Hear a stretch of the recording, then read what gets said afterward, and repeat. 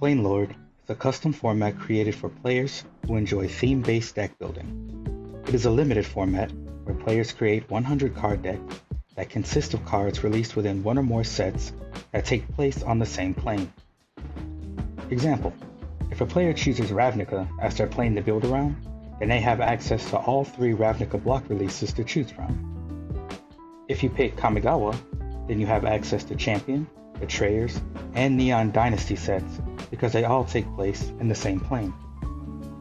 One of the 99 acts as a Lord, a legendary creature chosen to represent the plane. This Lord creature will operate the same as a commander, and the same rules for commander apply to the Lord. Cast from the command zone, command attacks, etc. Just replace the word commander with Lord when referencing rules. Deck building, however, is not restricted to your Lord's color identity. In addition to the cards within the chosen plane, all players may include core set cards starting from 8th edition and up, as well as the fetch lands reprinted in Modern. This is to supplement planes that have smaller card pools such as New Capenna or Ikoria, as well as older set releases that may not have the utility or answers to the power level that more recent sets have granted to other planes. You may have 4 copies of spells and non-basic lands in your deck. There is no current restriction list, there will be no ban list.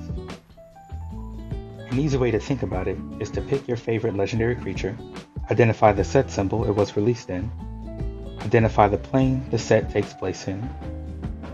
This is your card pool along with all core set release cards from 8th edition onward and fetch lands. Note that if your legendary pick is from a commander set that did not release alongside a set, then simply look up what home plane the creature is from.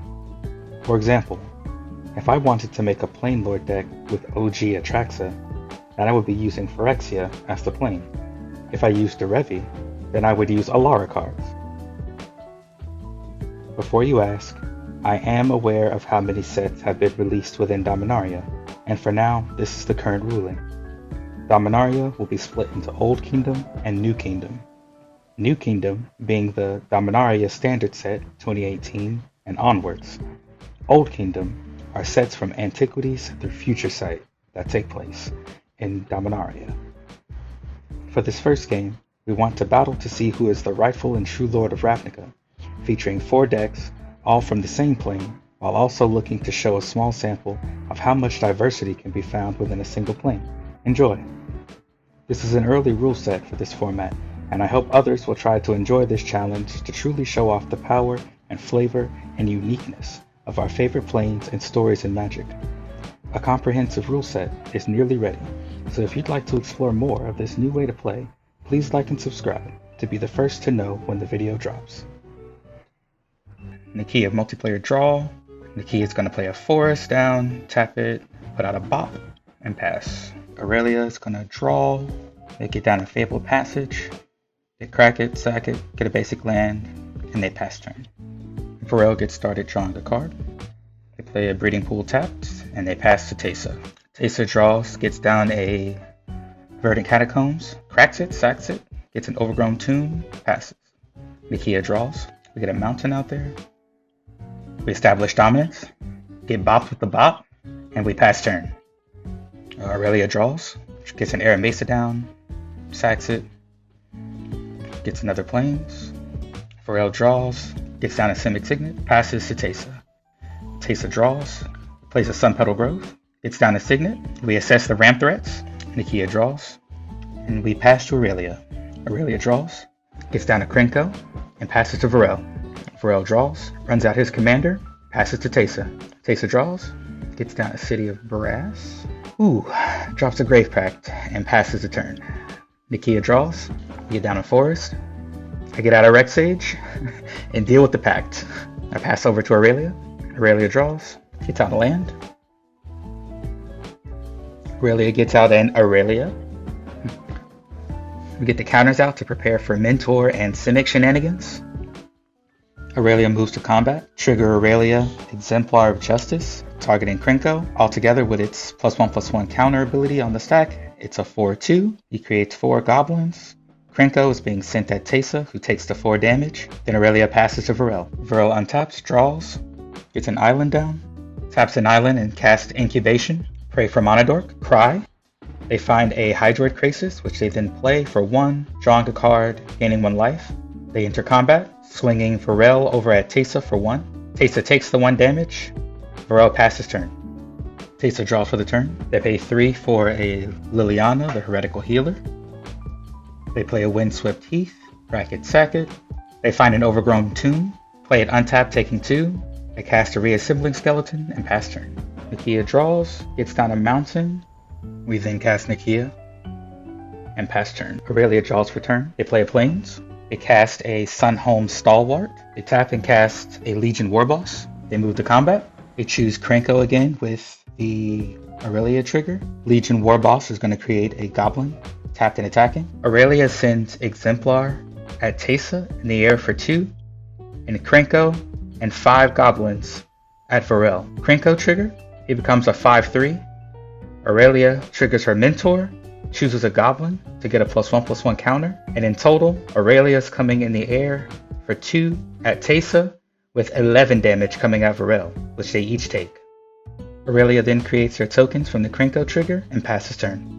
Varel untaps, draws, plays an island, taps it, casts Rapid Hybridization on the Krenko.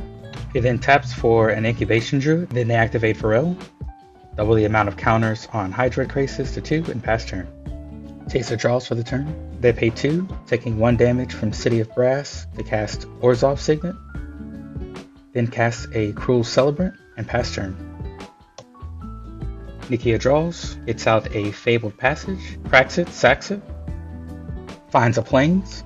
We tap 6, leaving 1 floating, casting Elder Gargaroth with a 1 floating. We pay the rest and cast out a Brash Taunter. Pass to Aurelia. Aurelia draws for turn. They tap out in order to overload a Vandal Blast. Teysa responds with an Assassin's Trophy, targeting Aurelia Exemplar of Justice. Aurelia enters combat, triggers Legion Warboss, creates a Goblin, tapped and attacking. They turn Legion Warboss and Sunhome Stalwart sideways.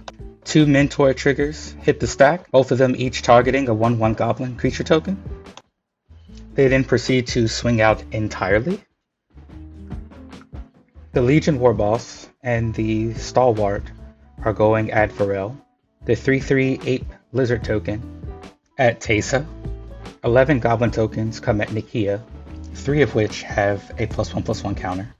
We block all the Goblins with counters on them, 1 with Nakia, 1 with Elder Gargaroth, and the last with Brash Taunter. Brash Taunter is going to deal the 2 damage to Aurelia's face, and then I take 8.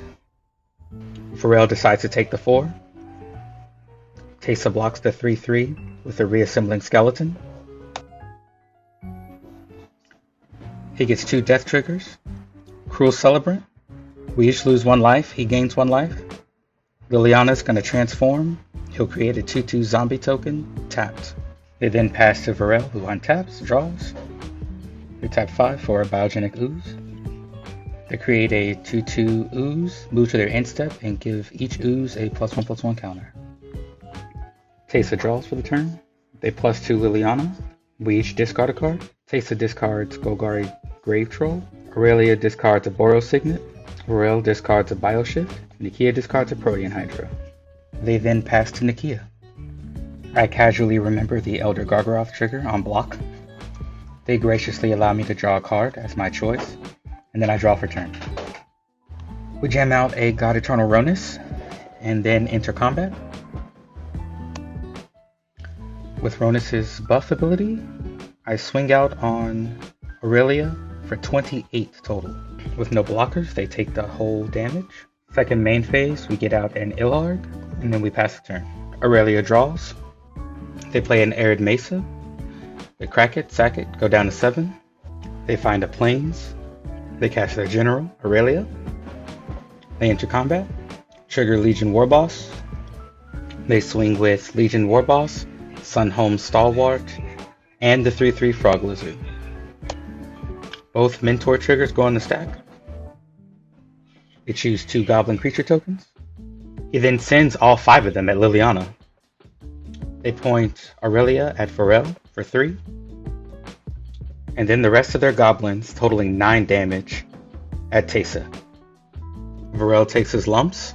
Teysa blocks 2 of the 1/1s with a 1/2 and a 2/2. They take 7 and go down to 21. Aurelia untaps for their additional combat step. They get another Legion Warboss trigger. They turn Legion Warboss and Sunhome sideways for the double Mentor trigger, but only gets 1, as no other creature is attacking to benefit. And the Goblin becomes a 2/2 after the first one resolves. They send all 3 creatures at Teysa. They also send Aurelia over at Varel for another 3 damage. Teysa blocks the Warboss with a 2/2 zombie and takes 4. They then, in their turn, passing to Varel. Varel draws. They cast a Doubling Season.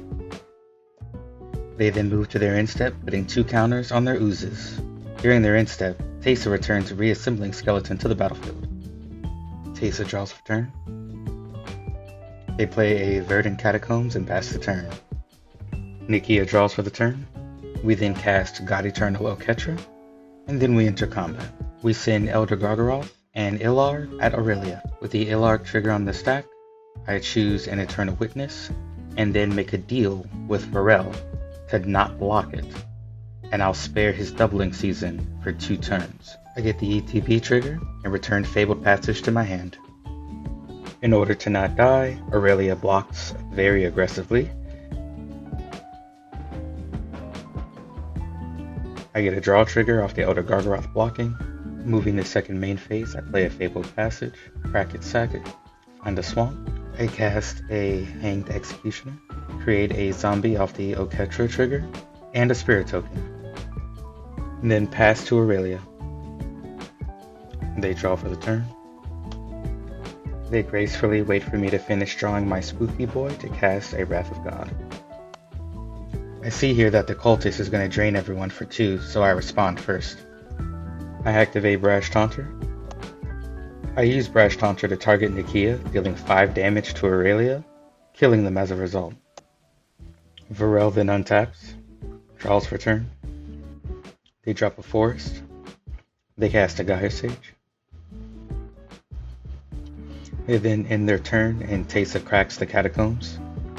They grab a Godless Shrine, then move to their turn drawing a card. They cast Teysa and then pass the turn. Nikia draws. Recast Nikia. Pass turn. Varel draws. They recast Varel. Gaia Sage Evolve trigger. It's going to get an additional counter from Doubling Season. They then pass to Teysa. Teysa draws for turn. They cast a Stitcher Supplier. Mill 3 cards off the top. They then pass to Nikia. Nikia draws. We cast Beast Whisperer. Then cast an Eternal Witness. Draw a card from Beast Whisperer. Then recast Ilharg. Draw a card. During the end step, Varel activates their ability to double the amount of tokens on Gaia Sage, which doubles again from Doubling Season. They then take their turn and draw. They play a Forest. They cast a Neoform. Tap Gaia Sage to float a bunch of mana before sacrificing it to Neoform, finding a Biovisionary. They then cast a Progenitor Mimic, targeting the Biovisionary. They then cast a Spark Double, targeting the Progenitor Mimic with the ability to make more Biovisionaries. They then pass to Teysa, who untaps, draws. Teysa can definitely see the Biovision, casting a Languish. We realize here that the Spark Double is a 4/5. Teysa will double the Stitcher Supplier, milling 6.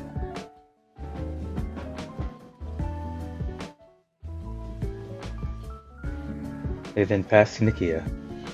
Nikia draws for the turn, and the deal is now over for the Doubling Season. We cast Rex Sage and deal with it immediately. We enter combat. I send Illarg, Nikia, and a misplay here as I send Rex Sage and also a Sylvan Primordial on Illarg's trigger over at Teysa. So they actually would have lived with 1 life here. I destroy Varel's breeding pool with Sylvan Primordial's trigger and find myself a swamp. Also a misplay. I then end the turn with the Sylvan Primordial returning back to my hand. Varel untaps, draws. They get down an island. They pay 7. I have visions of Cyclonic Rift. He casts his commander.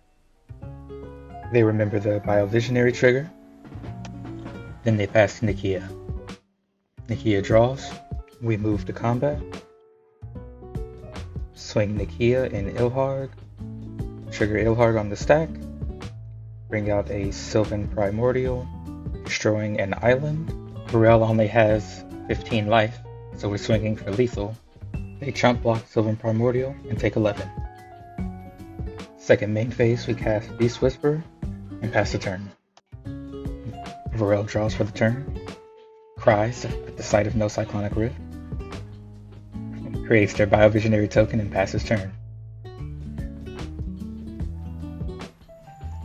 Nakia draws for turn and goes right to combat. Same strat, bringing in Sylvan Primordial. They block Ilharg with Spark Double to mitigate some trample damage, and chump out the other 2 attackers. Varel draws for the turn.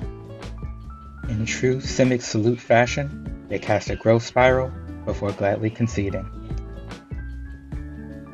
Hope you enjoyed this first run at the Planelord format. More videos will be coming soon, so if you're interested, please like, subscribe, and leave a comment on what you think about the format below. Take care, we'll see you then.